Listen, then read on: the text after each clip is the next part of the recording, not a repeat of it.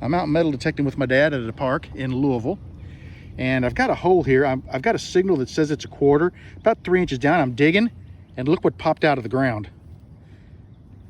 I can't believe this.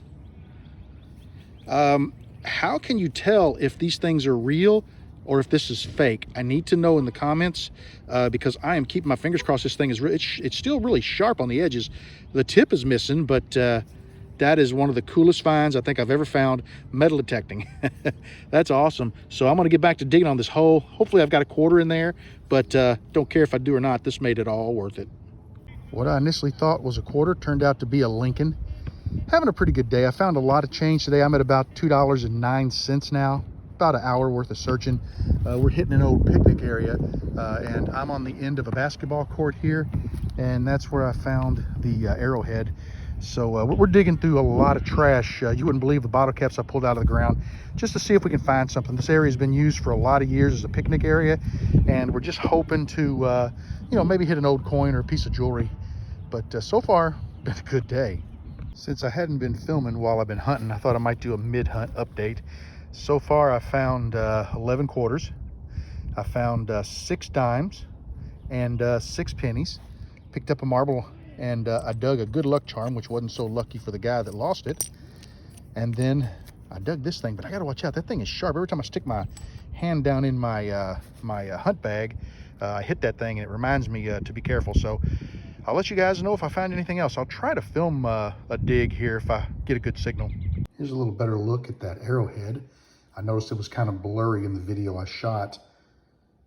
Also had a little issue with the video where it kicked into slow motion at the middle of the video. The beginning and the end are perfect.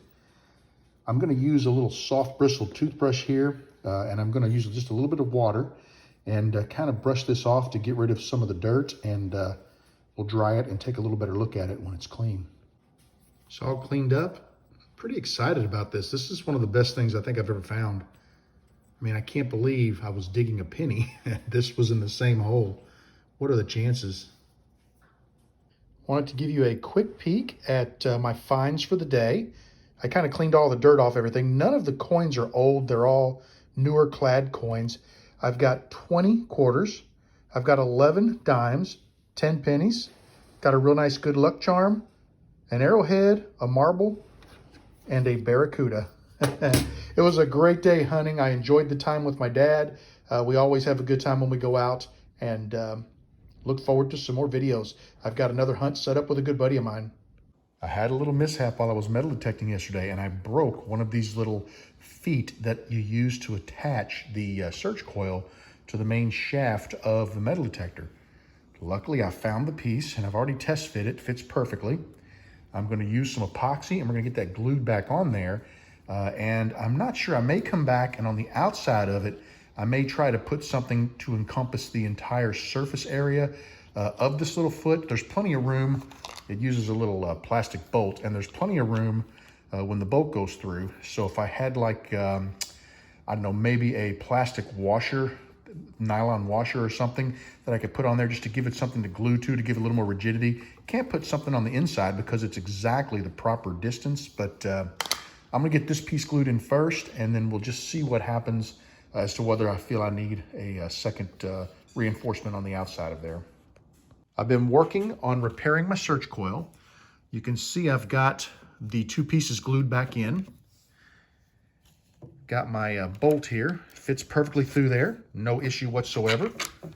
I should have no issue fitting the shaft in there. If I do, I can always, just sand or file a little bit on the inside of that to make it fit, but it feels pretty darn smooth. I don't feel any catches on the inside. You'll notice this little piece of nylon on there. I grabbed these nylon washers, are 1.5 inches out of diameter and a 1/4 inch hole, and I've drilled the hole large enough to fit the bolt.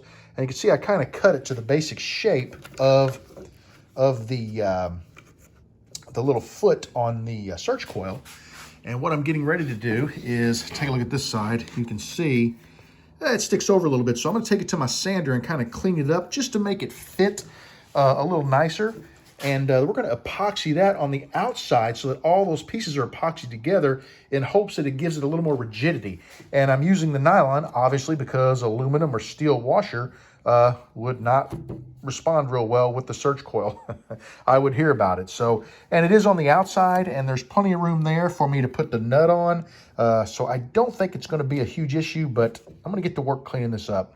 I think that might do it. It looks like it's fitting really well. It doesn't have to be perfect.